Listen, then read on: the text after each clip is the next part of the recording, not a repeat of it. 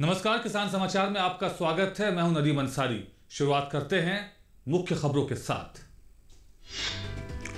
प्रधानमंत्री नरेंद्र मोदी ने तमिलनाडु और पुडुचेरी में कई विकास परियोजनाओं का किया उद्घाटन। पुडुचेरी में सागरमाला योजना के तहत बंदरगाह की रखी आधारशिला।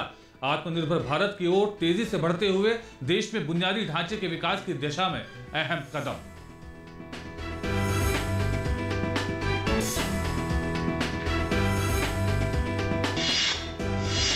प्रधानमंत्री ने राष्ट्रीय राजमार्ग 45A के तहत 56 किलोमीटर लंबे सट्टानाथपुरम कराईकल 4 लेन का किया शिलान्यास। पीएम ने कहा, इससे कृषि क्षेत्र को मिलेगी अहम मदद। साथ ही 4 लेन से युवाओं के लिए पैदा होंगे रोजगार के अवसर।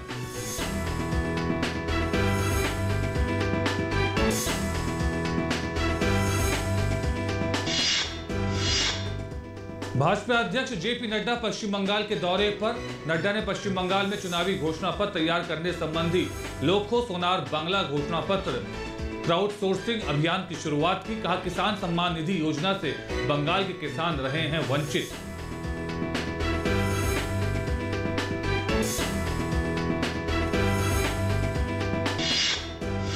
मुख्य फसलों के उत्पादन का दूसरा अग्रिम अनुमान जारी। देश में रिकॉर्ड 303.34 मिलियन टन खाद्यान्न का हुआ उत्पादन। केंद्रीय कृषि एवं किसान कल्याण मंत्री नरेंद्र सिंह तोमर ने दी जानकारी। कहा, कृषि के क्षेत्र में देश तरक्की की राह पर तेजी से बढ़ रहा है आगे।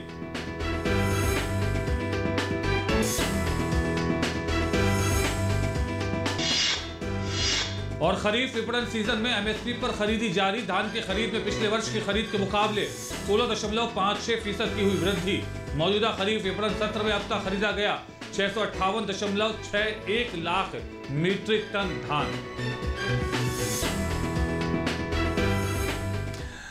और अब देखते हैं खबरों को विस्तार से। प्रधानमंत्री नरेंद्र मोदी आज पुडुचेरी और तमिलनाडु के दौरे पर हैं। प्रधानमंत्री ने पुडुचेरी में ढेर सारी विकास परियोजनाओं को राष्ट्र को समर्पित किया और कई योजनाओं की आधारशिला रखी। प्रधानमंत्री ने राष्ट्रीय राजमार्ग 45A के तहत 56 किलोमीटर लंबे सट्टानाथपुरम कराईकल 4 लेन का शिलान्यास किया। इस मौके पर समारोह को संबोधित करते हुए पीएम ने कहा कि 4 लेन से युवाओं के लिए रोजगार के अवसर पैदा होंगे। पीएम ने कहा कि इससे कृषि क्षेत्र को अहम मदद मिलेगी। This land is a symbol of diversity. People speak different languages, practices different faiths, but live as one. Today we celebrate the starting of various development works that will improve the life of people of Puducherry. India needs world-class infrastructure to cater to our development needs. It would make you happy that the foundation stone to 4-lane, the National Highway 45A, is being laid. The government of India has made many efforts to improve rural and coastal connectivity. The agriculture sector will gain from this. Across India, our farmers are innovating. Connectivity will improve. Economic activity will pick speed. At the same time, it will improve access to the holy Shanishwaran temple. प्रधानमंत्री ने सागरमाला योजना के तहत 44 करोड़ रुपए की लागत से पुडुचेरी में एक लघु बंदरगाह की आधारशिला रखी। प्रधानमंत्री ने कहा कि इससे कनेक्टिविटी बढ़ेगी और उद्योगों के लिए सामान को ले जाने में सुविधा होगी। साथ ही यहां के मछुआरों को भी इससे लाभ होगा। The coast is the soul of Pondicherry. There is so much potential in fisheries, port development, shipping and a blue economy. I am honored to lay the foundation of Puducherry port development under Sagarmala scheme. Once completed, it will help our fishermen who have been using this port for venturing into sea for fishing operations. It will provide much needed sea connectivity to Chennai. This will facilitate the cargo movement for industries of Puducherry and each load of Chennai port. It will open up possibilities of passenger traffic among the coastal cities. Bhajpa अध्यक्ष JP Nadda आज पश्चिम बंगाल के दौरे पर हैं। नड्डा ने पश्चिम बंगाल में आगामी विधानसभा चुनाव के मद्देनजर कोलकाता में आज लोखो सोनार बांग्ला अभियान की शुरुआत की। इस मौके पर दिलीप घोष और कैलाश विजयवर्गीय भी मौजूद रहे। इस अवसर पर नड्डा ने कहा कि राज्य में भाजपा सरकार बनने पर बंगाल का गौरव वापस लाएंगे।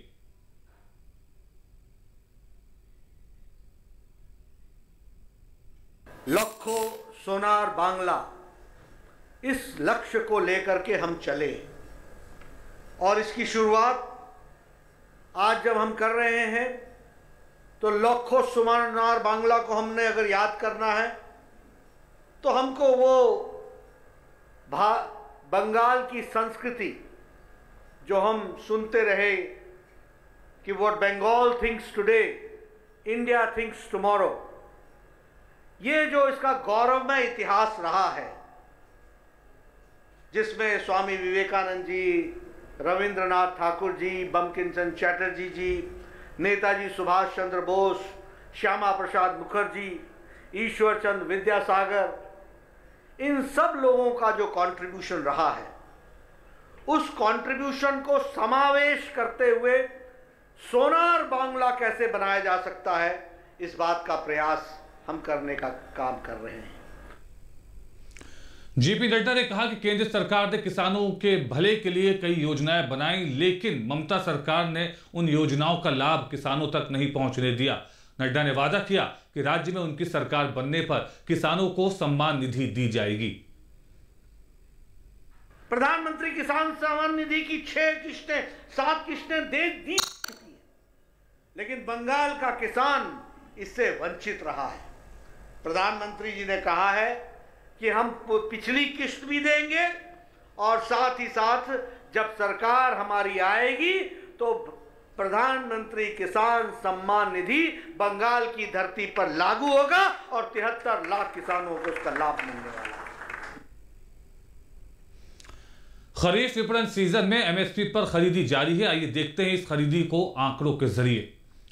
धान की खरीद में पिछले वर्ष की खरीद के मुकाबले 16.56% की वृद्धि हुई है। मौजूदा खरीफ विपणन सत्र में अब तक 658.61 लाख मीट्रिक टन धान खरीदा गया। इसके अलावा मौजूदा खरीफ विपणन सत्र के दौरान धान की रिकॉर्ड खरीद की गई है। सरकार ने पंजाब से 202.82 लाख मीट्रिक टन धान की खरीद की है, जो कुल खरीद का 30.79% है। वर्तमान में जारी खरीफ विपणन सत्र में लगभग 95.23 लाख किसान लाभान्वित हुए हैं। सरकार ने 3,09,307.12 मीट्रिक टन दलहन और तिलहन खरीदा। मौजूदा खरीफ विपणन सत्र के दौरान दालों और तिलहनों की खरीद से 1,67,752 किसानों को लाभ हुआ। मौजूदा खरीफ विपणन सत्र के दौरान धान की रिकॉर्ड खरीद की गई। न्यूनतम समर्थन मूल्य पर बीज कपास की सुचारू खरीद से 18,95,966 किसान लाभान्वित हैं। किसानों से एमएसपी पर 26,705.19 करोड़ रुपए मूल्य की 91,68,064 कपास की गांठें खरीदी गईं। 5,089 मीट्रिक टन खोपरा की खरीद कर्नाटक और तमिलनाडु राज्यों से की गई। इस दौरान 3,961 किसानों को न्यूनतम समर्थन मूल्य पर 52 करोड़ 40 लाख रुपए की अदायगी की गई। और किसानों के लिए मशरूम की खेती काफी फायदेमंद हो सकती है, लेकिन किसानों को जरूरत है सटीक और सही तरीके से इसकी खेती करने की। आइए देखते हैं किसान अपनी आय बढ़ाने के लिए कैसे करे मशरूम की खेती।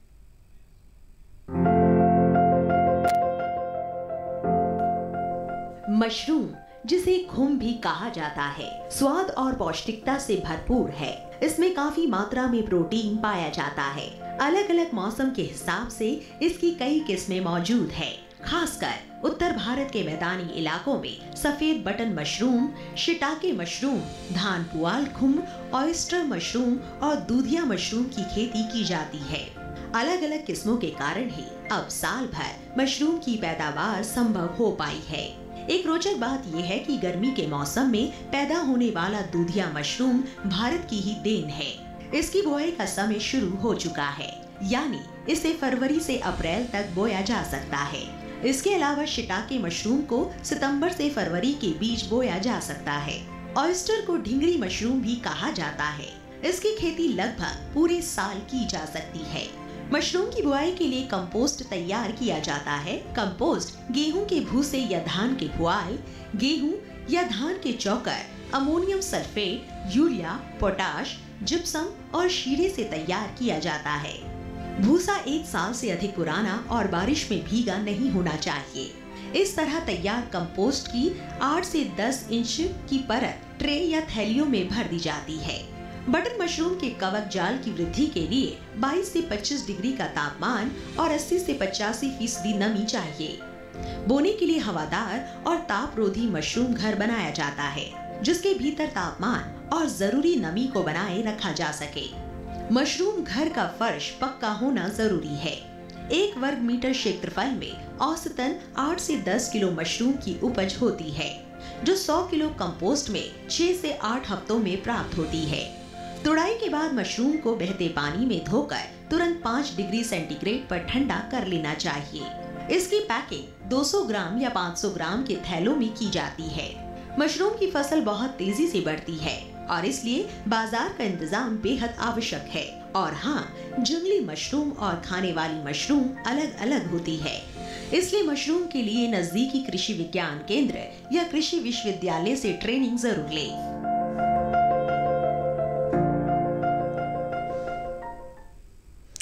और कृषि के क्षेत्र में देश तरक्की की राह पर तेजी से आगे बढ़ रहा है। देश में रिकॉर्ड 303.34 मिलियन टन खाद्यान्न उत्पादन हुआ है। इसके अलावा वर्ष 2020-21 के लिए मुख्य फसलों के उत्पादन के दूसरे अग्रिम अनुमान जारी हुए। किसानों की अथक मेहनत, कृषि वैज्ञानिकों के अनुसंधान और केंद्र सरकार की किसान हितैषी नीतियों का यह नतीजा है। केंद्रीय कृषि एवं किसान कल्याण मंत्री नरेंद्र सिंह तोमर ने दी जानकारी। नरेंद्र सिंह तोमर ने कहा कि सरकार का फोकस गांव, गरीब, किसान और किसानी पर है। केंद्रीय कृषि एवं किसान कल्याण मंत्री नरेंद्र सिंह तोमर ने कहा, सरकार के प्रयासों का चौतरफा कृषि सुधारों से इसे और बल मिलेगा, जिसका फायदा देश को दीर्घकाल तक होगा। रिकॉर्ड खाद्यान्न उत्पादन में चावल का 120.32 मिलियन टन रिकॉर्ड उत्पादन हुआ है। खाद्यान्न उत्पादन में गेहूं का 109.24 मिलियन टन रिकॉर्ड उत्पादन हुआ है।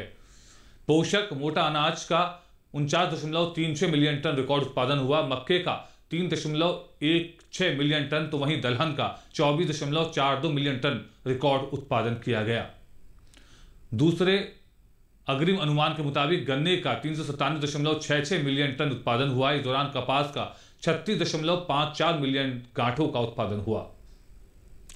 वर्ष 2019-20 के दौरान प्राप्त 297.50 मिलियन टन उत्पादन की तुलना में यह उत्पादन 5.84 मिलियन टन ज्यादा है।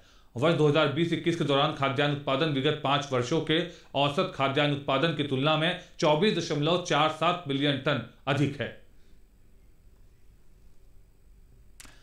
और बुलेटिन में फिलहाल वक्त है कि ब्रेक का। जल्द लौटेंगे और खबरों के साथ आप देखते रहिए किसान समाचार।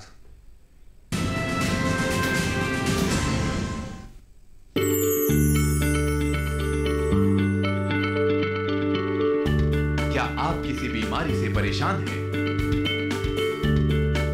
चाहते हैं डॉक्टर की सलाह? तो हम हैं आपके साथ, बताएंगे आपको जीने की राह। समस्याएं आपकी, समाधान देश के मशहूर विशेषज्ञों के। घर बैठे बात करें देश के जाने माने डॉक्टरों से। हमारे लाइव प्रोग्राम स्वस्थ किसान में हर शनिवार शाम 6 बजे से 7 बजे तक। ये कामयाबी है अन्नदाता की। ये कहानी है खेत और खलिहानों की। कैसे करें अपने पशुओं की देखभाल, जानिए गांव-गांव के किसानों का हाल। देखिए गांव किसान सोमवार से शुक्रवार दोपहर 12 बजे सिर्फ डीडी किसान पर। बीमारियों से कैसे बचेगी फसल? मवेशियों की मुश्किलों का क्या है हल? कहां से लाएं बीज, कितनी लगेगी खाद? किसानों के हर फोन का विशेषज्ञ देंगे जवाब। देखिए हेलो किसान लाइव सोमवार से शुक्रवार शाम 6 बजे।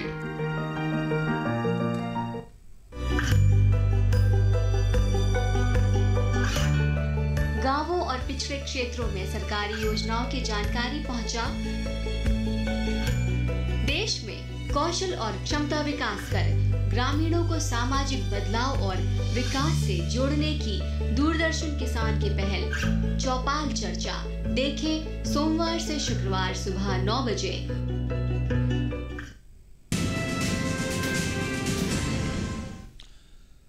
और ब्रेक के बाद एक बार फिर आपका स्वागत है।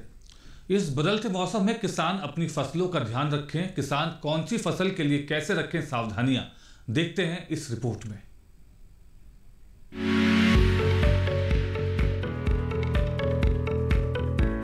कर्नाटक में काबुली चने की तैयार फसलों की कटाई करें, साथ ही अरहर की भी कटाई कर लें। यहीं कपास की चुनाई कर सकते हैं। किसान ज्वार के खेत में पर्याप्त नमी बनाए रखें। ज्वार के खेत से खरपतवार निकालें। इस समय मक्के में कीट लगने की संभावना है। ऐसे में कृषि विशेषज्ञों की सलाह से मक्के में कीटनाशक छिड़के। वहाँ सूरजमुखी और कुसुम की बुआई करते रहे। इसी तरह लाल मिर्च की बुआई कर ले। इसके अलावा गेहूं के खेत में सिंचाई कर सकते हैं। वहीं गन्ने की कटाई करें। गन्ने के खेत में सिंचाई करते रहे। प्याज में कीटों से बचाव के लिए कीटनाशक छिड़क ले। कर्नाटक में अमरूद के खेत की देखभाल करते रहे। अभी मूंग की बुआई के लिए समय उपयुक्त है। केरल में धान की रुपाई कर ले। धान के खेत में जरूरी उर्वरक डाले। किसान नारियल के खेत में जरूरी उर्वरक डाल सकते हैं। नारियल के खेत में निराई करें। नारियल के खेत में जैविक खाद का इस्तेमाल कर सकते हैं। नारियल के खेत में ही सिंचाई करते रहें। वहाँ काली मिर्च की रुपाई कर ले। यहीं केरल में रबड़ की रुपाई करें। रबड़ के खेत से घास फूस निकाल ले। रबड़ के खेत में ही जरूरी उर्वरक का प्रयोग कर सकते हैं। इसके अलावा सुपारी की तुड़ाई करते रहें। अभी सुपारी में कीट लगने का अंदेशा है।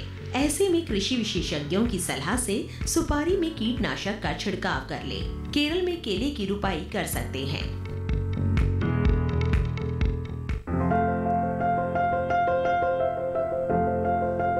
ये समय लाल मूली की बुआई के लिए काफी बेहतर है। इस समय किसान मूली की पूसा मृदुला किस्म लगा सकते हैं। मूली की ये किस्म लाल रंग की होती है, इसलिए इसे लाल मूली भी कहते हैं।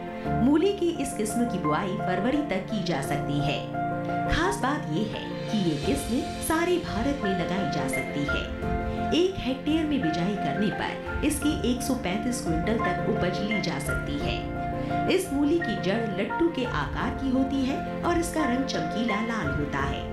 ये खाने में मुलायम होती है और इसका स्वाद काफी तीखा होता है। इसकी पत्तियां गहरे रंग की होती हैं। बुआई के 20 से 25 दिनों बाद ये तैयार हो जाती है। किसान बुआई से पहले खेतों को जोतकर एकदम समतल कर ले। साथ ही खेत में से खरपतवार को भी पूरी तरह से निकाल ले। बुआई के लिए 8 से 10 किलो बीज 1 हेक्टेयर के लिए काफी रहेंगे। बुआई करते समय पंक्ति से पंक्ति की दूरी 30 सेंटीमीटर और पौध से पौध की दूरी 10 सेंटीमीटर रखें। बुआई के बाद 6 से 7 दिन के अंतराल पर फसल में सिंचाई करते रहे। मूली में चेपा होने का खतरा बना रहता है। इससे बचाव के लिए विशेषज्ञों की सलाह पर उचित दवाओं का छिड़काव करें, लेकिन दवाओं का इस्तेमाल सिर्फ आखिरी विकल्प के रूप में ही करें। दवाओं के छिड़काव से पहले फसल पर नीम के घोल या नीम के तेल का छिड़काव करें। अगर इससे कोई फर्क नजर नहीं आए तभी दवाओं का इस्तेमाल करें।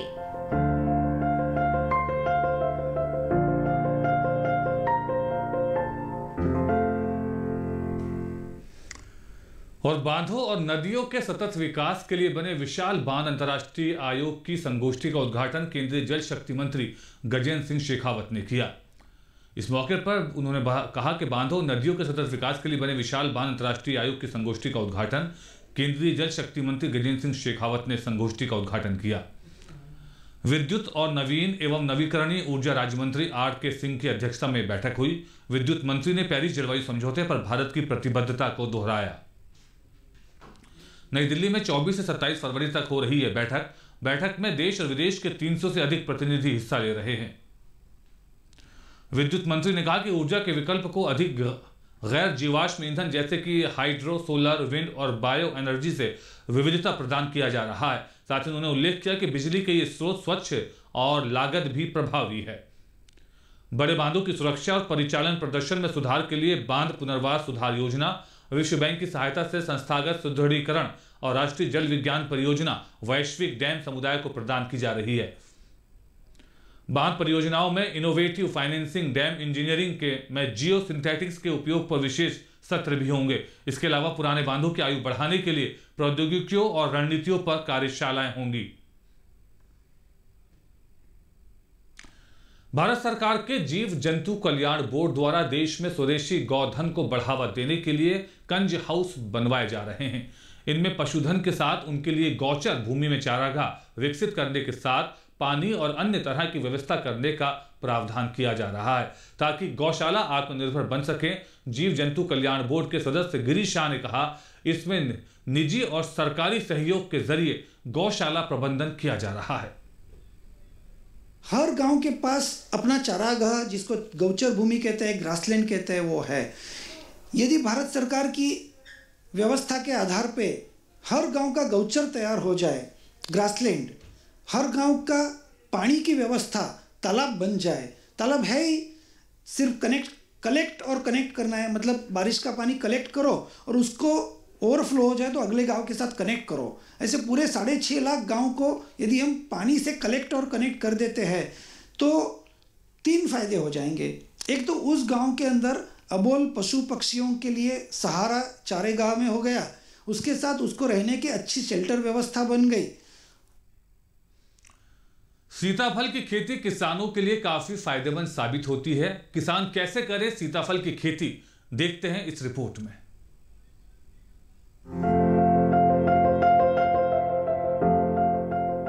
सीताफल की बुआई के लिए ये समय अनुकूल है। इसे साल में 2 बार फरवरी मार्च और फिर जून जुलाई में बोया जाता है।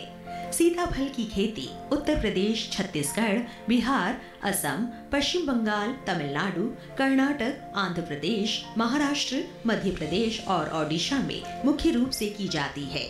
सीताफल के लिए दोमट और बलुई दोमट मिट्टी सबसे अच्छी रहती है। भारतीय कृषि अनुसंधान संस्थान ने अलग अलग इलाकों के हिसाब से इसकी कई उन्नत किस्में तैयार की हैं। पूसा विश्वास किस्म पंजाब, उत्तर प्रदेश, बिहार, छत्तीसगढ़, ओडिशा, आंध्र प्रदेश, मध्य प्रदेश और महाराष्ट्र के लिए उपयुक्त है। इससे 1 हेक्टेयर में 400 क्विंटल तक फसल ली जा सकती है। इसका फल हल्के भूरे रंग का और गोल होता है।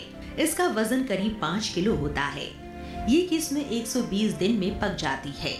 पूसा विकास दिल्ली और राष्ट्रीय राजधानी क्षेत्र के लिए है। इससे 1 हेक्टेयर से 300 क्विंटल तक फसल ली जा सकती है। इसकी बेल थोड़ी छोटी यानी 2 से 2.5 मीटर तक की होती है। फल भी छोटा, करीब 2 किलो का होता है। ये विटामिन ए से भरपूर है। पूसा हाइब्रिड 1 उत्तरी मैदानी भागों में उगाने के लिए सही है। इससे किसान 1 हेक्टेयर में 520 क्विंटल तक की पैदावार ले सकते हैं। इसका फल चपटा गोल होता है, जिसका वजन 4.25 किलो तक हो सकता है। सीताफल की 1 हेक्टेयर में बुआई के लिए 6 से 8 किलो बीज पर्याप्त है। कतार से कतार की दूरी 120 सेंटीमीटर, जबकि पौधे से पौधे के बीच की दूरी 60 सेंटीमीटर होनी चाहिए।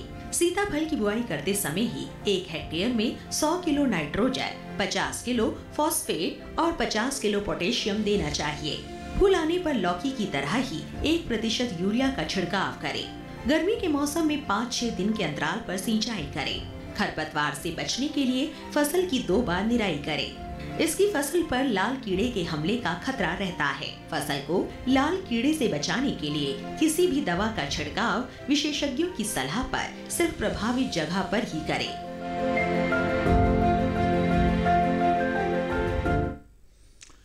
और इसी के साथ किसान समाचार के इस अंक में फिलहाल इतना ही। हमारी पूरी टीम को दीजिए इजाजत। नमस्कार।